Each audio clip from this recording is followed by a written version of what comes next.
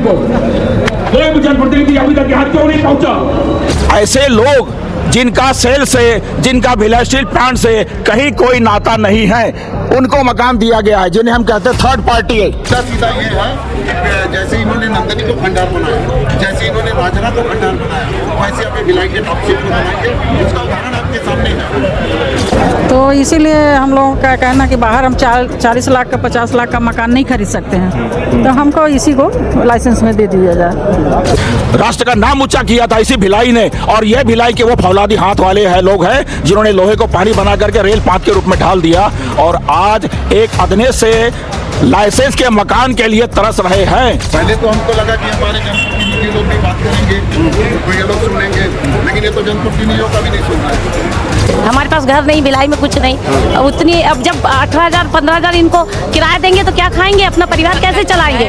परिवार दिविजा इंटीरियो, भिलाई का trusted interior designing और मैन्युफैक्चरिंग स्टूडियो, जहां हर डिजाइन सिर्फ बनाया नहीं जाता बल्कि महसूस किया जाता है, और इसी सोच को हकीकत में बदल रहा है दिविजा इंटीरियो। मैं सौरभ सिंह, भारतीय मीडिया नेटवर्क देखना शुरू कर चुके हैं आप। शनिवार का दिन है, हम इस वक्त मौजूद हैं मुर्गा चौक में। ये जो भीड़ आप देख रहे हैं, ये सेवानिवृत्त कर्मचारी हैं बीएसपी के रिटायर्ड, जिन्होंने अपनी जिंदगी के 30-40 साल बीएसपी को दिए। इनका मुद्दा वही है, रिटेंशन के कारण, रिटेंशन स्कीम में जो रेट बढ़े हुए हैं मकानों के, उसी को लेकर हमारे चैनल में आपने पहले देखा होगा कि ये जो धरना था, ये सिविक सेंटर में चल रहा था, सेक्टर 6 में चल रहा था। वो धरना बढ़ते बढ़ते आज मुर्गा चौक आ गया है। आइए जानते हैं कि इतनी चिलचिलाती धूप में ये बुजुर्ग लोगों को क्या जरूरत आन पड़ी कि ये लोग यहाँ आके बैठे हैं। आंटी जी, कितने साल हो गए आपको यहाँ रहते? मैं 80 में आई हूँ यहाँ, और 90 में सर्विस ज्वाइन करी हूँ। तो आप खुद कार्यरत थे? मैं खुद मिनिस्टर थे, फिर उनकी डेथ हो गई एक्सीडेंट में, तो मेरे को कंपनसेशन ग्राउंड सर्विस मिली थी। तो 40 साल तो मैं सर्विस ही करी हूँ। अभी 3 साल हो गया रिटायर, 2023 नवंबर में रिटायर हुई। कौन से सेक्टर में रहते हैं आप? मैं सेक्टर 4 में रहती हूँ। और पहले क्या किराया था और अभी क्या किराया बढ़ने के बाद? पहले पूरा सब मिला के 6,000 तक आता था बिजली बिल वगैरह। अभी 17-18 हज़ार आ रहा है बिजली बिल, और किराया 14,400, पानी का सब मिला के 17,000-18 हज़ार ऐसा हो रहा है। तो आंटी जी, काफ़ी समय से ये जो डिमांड को लेके आप लोग मुर्गा चौक हो, चाहे सिविक सेंटर हो, चाहे वो अपना मॉन्यूमेंट है, वहाँ पर धरना कर रहे हैं। ऐसी क्या कारण लग रहा है आपको कि सरकार आप लोगों की बातें नहीं सुन रही है, मैनेजमेंट आप लोगों की बातें नहीं सुन रही है? सरकार बोलती है उसमें जाओ कंडम वाले क्वार्टर में, तो कंडम वाले क्वार्टर में हम यदि सेक्टर रुआ बांधा में जाते हैं, इतना पैसा यहाँ लगा दिया, 9 लाख जमा कर दिए, और वहाँ जाएंगे फिर बनाएंगे अपने रहने लायक। अब इसमें 4-5 लाख खर्चा कर दिए हैं, फिर वहाँ जाएंगे फिर बनाएंगे, फिर उसको 11 महीने का लाइसेंस देगा, फिर खाली करवा देगा। तो हम लोग की मांग है कि हमको जिसमें हम रह रहे हैं इसी को लाइसेंस में दे दो। तो और कैसे तकलीफें आ रही हैं, मतलब ये नए डिसीजन के बाद? तकलीफें अब और तो ज़्यादा नहीं है, अभी यही बस मकान का ही है, छोड़ के जाएंगे, पैसा नहीं है। जो पैसा था थोड़ा बहुत मिला, बच्चों का शादी ब्याह करे, पढ़ाई लिखाई, और अब जमा कर दिए, फिक्स कर दिए हैं। पेंशन ज़्यादा है नहीं, 4,000 तो पेंशन है, जो पैसा मिल रहा है उसी में घर खर्च चल रहा है। तो इसीलिए हम लोगों का कहना कि बाहर हम 40 लाख का 50 लाख का मकान नहीं खरीद सकते हैं, तो हमको इसी को लाइसेंस में दे दिया जाए। ठीक। क्या तकलीफ आ रही है ये जो नया किराए में बढ़ोतरी हुई है? अचानक से किराए में बढ़ोतरी कर दिए हैं ना, और ये तो घर का ही समस्या, और क्या समस्या, घर की मांग है हमारा, और कुछ भी नहीं है ऐसा। बस आप लोग लाइसेंस में चाह रहे हैं? लाइसेंस दे, जो भी क्या लीज दे, जो भी निकाले, ऐसा जो भी हमारी सुविधा का ध्यान रखे, और क्या चीज़ चाहिए हमें, और तो कोई मांग है ही नहीं हमारे। लाइसेंस दे दो, और क्या चीज़? बोलिए मैडम। नहीं, लाइसेंस तो देना क्या दूर, वो किराया बढ़ा दिए हैं, जहाँ हम लोग इतना किराया बढ़ा दिया, जो हम लोग हड़बड़ा गए एकदम से, हम लोग को पता भी नहीं चला। तो अभी तो जैसा वो सर बता रहे थे कि किराया आप लोग नहीं दे रहे हैं। नहीं, किराया नहीं दे रहे। मतलब जो किराया सितंबर अक्टूबर तक दे रहे थे 4,000-5,000, वो भी दे रहे हैं कि वो भी नहीं दे रहे हैं? किराया दे ही नहीं रहे हैं। बिजली का बिल देते हैं केवल, बस बिजली का। हाँ, बिजली का बिल, पानी का बिल देते हैं, किराया। और आंटी जी, मान लीजिए इन केस ये आप लोगों की डिमांड, क्योंकि डिमांड तो हम देख रहे हैं कि लगातार चली आ रही है, हर 15 दिन में कहीं ना कहीं आप लोगों के, क्योंकि दो तीन ग्रुप भी हैं इस पूरे आंदोलन में, एक बीजेपी सपोर्टेड है, कांग्रेस सपोर्टेड है, एक इंडिपेंडेंट वाला भी है, नहीं मानी जाती है, फिर आप लोगों के पास क्या ऑप्शन बच रहा है? लड़ते हैं हम हर हाल में उनको मानना ही पड़ेगा। बहुत लोग हर हाल में बोलते हैं कि सबका घर होना चाहिए, जिसके बच्चे सक्षम नहीं है अब इस उम्र में कहाँ घर खरीदेंगे? बहुत लोग के मकान नहीं है, वो लोग कहाँ जाएंगे? बोलिए। मंत्री जी बोलते हैं कि सबका घर होना चाहिए। हम लोग घर लिए नहीं, कुछ नहीं, बच्चे सक्षम रहे तो इस उम्र में हम घर खरीदेंगे। अब कहाँ जाएंगे? हमारे पास घर नहीं, भिलाई में कुछ नहीं उतनी। अब जब 18,000 15,000 इनको किराया देंगे तो क्या खाएंगे? अपना परिवार कैसे चलाएंगे? परिवार जैसे क्या है, जैसे अस्पताल की प्रॉब्लम बहुत लोग को है ना, हार्ट का प्रॉब्लम है या ब्रेन का प्रॉब्लम, तो क्या है सेक्टर 9 तुरंत पहुंच जाते हैं, है ना। यहाँ कोई दूर दूर है, कोई धनोरा में, कोई कहीं लिया, कोई कहीं लिया। मंत्री जी के पास जाएंगे क्योंकि हमारे को घर चाहिए। जैसे थे कंडीशन में, जैसा रह रहे थे वैसे ही हमारे लिए मतलब। तो आंटी जी, यही मुर्गा चौक में भी हम 2-3 बार कवर कर चुके हैं और सेक्टर के विभिन्न एरिया में आप राह देख रहे हैं कि वो क्या निर्णय देते हैं। आप लोगों की आवाज प्रधानमंत्री तक नहीं पहुंच रही है क्या? नहीं पहुंचा रहे होंगे इसलिए तो, और यदि पहुंचाएंगे, नहीं पहुंचाएंगे तो हम लोग जाएंगे आगे तक, क्योंकि लेडीजों के लिए तो घर जरूरी है। अब बुढ़ापे में कहाँ जाएंगे? इस उम्र में हमारे को सारी फैसिलिटी होना चाहिए, आदत पड़ गई। अब पहले ही बोल देते है ना। अब जो है कि मकान पूरा विश्वास है कि लाइसेंस निकलेगा, निकालेंगे, कह के भले लेट होगा तो होगा, इसलिए वो लोग बात ही कहाँ जाएंगे? उम्मीद है आप लोगों को? हाँ उम्मीद है, इंतजार कर रहे हैं, और नहीं तो फिर ऊपर तक जाएंगे, हम लोग जाएंगे। लड़ाई चलती रहेगी, हम लोग की लड़ाई चलती रहेगी। हाँ पंडित जी, ये जो देख रहे हैं हम पिछले 6-7 महीने में कई जगह, ये जो चाहे वो इनका ग्रुप हो अपना सुरेश जी का, चाहे वो दूसरा भी एक ग्रुप है जो देवेंद्र यादव के अंडर में, वहाँ वो 5 दिनों का ये किए थे, इतना हलचल है, इतनी तकलीफ है। दोपहर के 2 बज रहे हैं, ये बुजुर्ग लोग बैठे हैं, डबल इंजन की सरकार है। आप समझ रहे हैं मैं क्या बोल रहा हूँ? आपकी भी उम्र मेरे हिसाब से 70-75 हो गई है। इनकी तकलीफें देख के ही, इनकी संवेदना को बांटने के लिए आप यहाँ पर आ रहे हैं और आप लगातार इनके साथ जुड़े हुए हैं। क्या लग रहा है सर? क्वार्टर जो जर्जर हो रहे हैं उनकी सुरक्षा के लिए कर्मचारियों को दे दोगे तो कौन सा पाप होगा? लेकिन ये बात दिल्ली तक नहीं, इतनी छोटी सी बात जो लोग बैठे हैं उनको समझ में नहीं आ रही है पंडित जी। नहीं, जो बैठे हैं उनको समझ आई, लेकिन जो जनपद नहीं है उनके साथ समझ में नहीं आ रही है, या उनका कोई स्वार्थ होगा या उनकी अपनी कमजोरी होगी, जिसके कारण इस समस्या का समाधान जो तत्काल हो जाना चाहिए नहीं हो पा रहा है। ये दुर्भाग्यजनक है। लेकिन मैं कहता हूँ कि महाभारत हुआ था ना 5 गांव के लिए, 5 गांव क्या थे? प्रतीक थे, रोटी, कपड़ा, मकान, पढ़ाई और दवाई, ये चाहिए। ये सब इन कर्मचारियों का छीना जा रहा है, तो महाभारत तो होगा। अब इन्होंने मुट्ठी बांध ली है, श्रमिक कल्याण संघ के नेतृत्व में मुट्ठी बांध लिया है, हम लड़ेंगे या मरेंगे, और मुझे विश्वास है ये जीतेंगे और अपना हक लेकर रहेंगे। इसलिए मैं इनका समर्थन करने के लिए यहाँ उपस्थित हुआ। आक्रोशित मैं इसलिए हो रहा हूँ, मैं अपनी जुबान से इन सारे भाइयों की बात को बयान कर रहा हूँ, इनकी आवाज को बंद करके मैं कह रहा हूँ, मेरी आवाज मेरी अकेले की आवाज नहीं है। ये संयंत्र के मेरे सभी सीनियर सिटीजन भाइयों की कहा है, वो कार्मिक है जिन्होंने संयंत्र को 11 बार पीएम ट्रॉफी दिलवाई थी, राष्ट्र का नाम ऊंचा किया था इसी भिलाई ने। और ये भिलाई के वो फौलादी हाथ वाले हैं लोग हैं जिन्होंने लोहे को पानी बना करके रेल पात के रूप में ढाल दिया, और आज एक अदने से लाइसेंस के मकान के लिए तरस रहे हैं। हमारे सेल के सभी यूनिट में जब 6वां लीज का चरण आ चुका है, तो यहाँ पर माँ का और मौसी का क्यों किया जा रहा है? जब सेल एक है, कंपनी एक है, तो सेल के अंतर्गत सभी स्टील प्लांट में एक जैसे नियम लागू होने चाहिए। बाकी जगहों पे 6वां फेज दिया गया, यहाँ पे क्यों हमको मौसी का दिया गया, बाकी को माँ का दिया गया?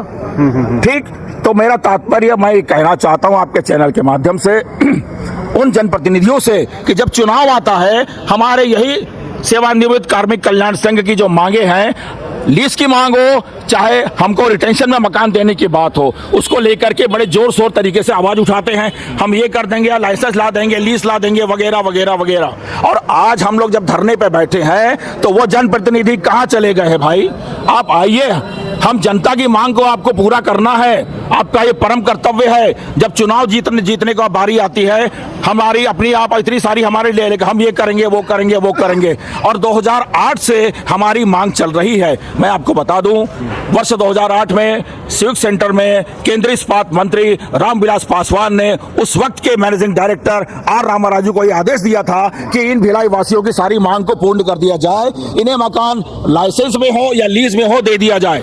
और ये सेंट्रल कमेटी से पास हो चुका था, आदेश आ गया था। इसके बावजूद हमारा स्थानीय भिलाई प्रबंधन उस आदेश को दबा के रखा है या कचरे में उसको डाल करके मोड़ मार के फाड़ के फेंक दिया है। ठीक है, ये हमारे संयंत्र का आपका बड़ा गुस्सा जनप्रतिनिधियों के ऊपर भी निकल रहा है।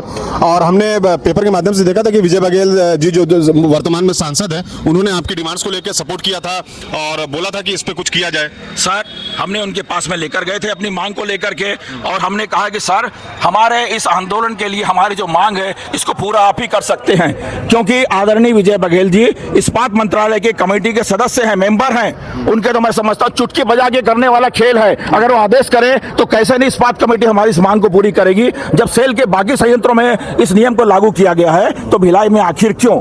ठीक है, और हमारे सांसद जी ने कहा था कि भाई हमारी मांग को लेकर के उन्होंने कहा था कि आपको घर से कौन निकाल रहा है। क्या ये उनकी बात हमारे लिए उचित है या अनुचित है? भाई हम अपनी मांग लेकर के आ रहे हैं और आप हमें केवल आश्वासन दोगे कि आपको घर से कौन निकाल रहा है, तो बहुत हमें दुख होता है इस बात का कि हमारा निर्वाचित सांसद हमारे ये कहता है कि तुम्हें कौन निकाल रहा है। ये बात संतोषजनक नहीं है और ये उत्तर नहीं हुआ।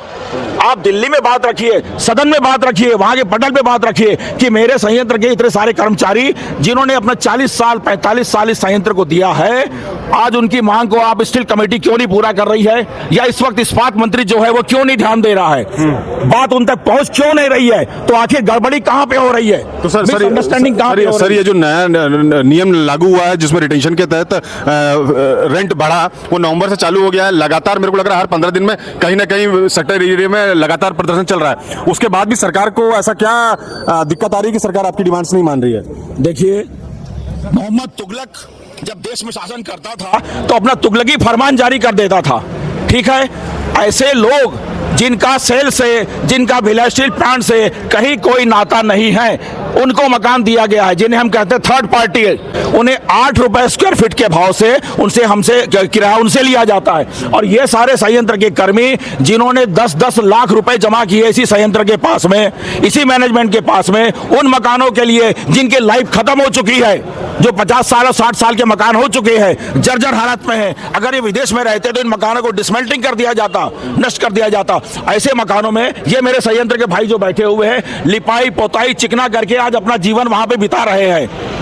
और हमने उसी मकानों को मांगा है, बेसेल की बेसपी की कोई प्रॉपर्टी नहीं मांगी है, रजिस्ट्री करके नहीं मांग रहे हम लोग, लाइसेंस में मांग रहे हैं, पैसा रखे हैं। और ये तुगलकी फरमान ये जारी करते हैं कि 64 गुना के बाद में नया तुगलकी फरमान आया है कि 24 रुपया पर स्क्वायर फीट आपको देना पड़ेगा।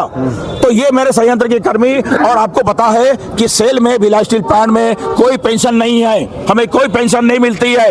बाकी सब जगहों पे पेंशन है, लेकिन सेल कर्मचारियों के लिए कोई पेंशन नहीं है। उनको 18,000, 15,000, 20,000 का बकाया किराया प्रति माह का आ रहा है, आज 4-5 महीने हो रहे हैं, तो हम कहां से पे करें भाई? इतने सारे लोग 70-75 लोग बैठे हैं, क्या जो प्रबंधन में 500 मीटर दूर बैठा है, या आप लोगों के ज्ञापन का निष्करण नहीं हुआ? जो लोग बैठे हैं पूरे सिस्टम में, उनको दिखाई नहीं दे रहा है कि एक डिस्टेंस से कितने लोग परेशान हो रहे हैं?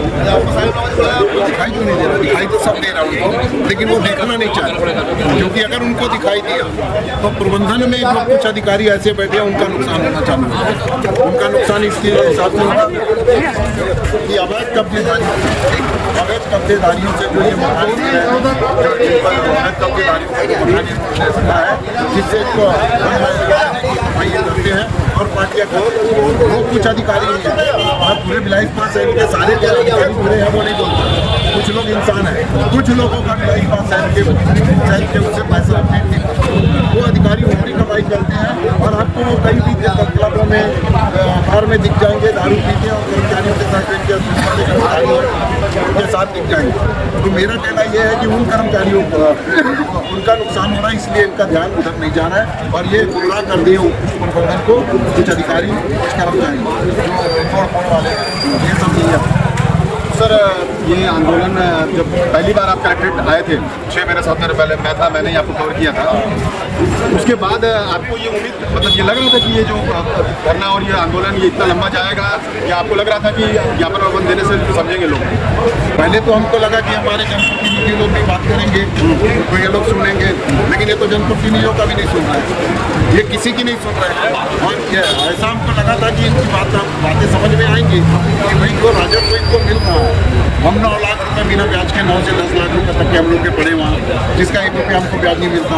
बिजली बिल, किराया, पानी, सबका पैसा तो हम पटा रहे हैं, सारे पैसे तो हम दे रहे हैं, लेकिन जो अवैध कब्जेदारी है, जो थर्ड पार्टी के कई लोग हैं जिनका पैसा कई सालों से रह भी नहीं रहा, उनके दूसरे लोगों को देखे रखे, वो लोग से तो 1 पैसा मिल रहा है, तो उनसे खाली कराओ ना, खाली हमसे क्यों करा रहे हो?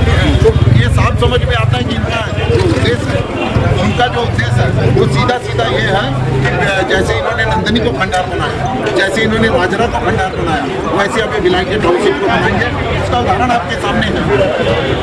सर हम मतलब लगातार जब बात करें तो और भी लोगों से बात करते हैं, तो लोगों का ये कहना है या ये लोग सोच रहे हैं कि धीरे धीरे इस पूरे जो टाउनशिप से अगर ये रिटायर्ड कर्मचारी निकल जाते हैं, उसके बाद ठेका व्यवस्था तो लगातार बढ़ती जा रही है।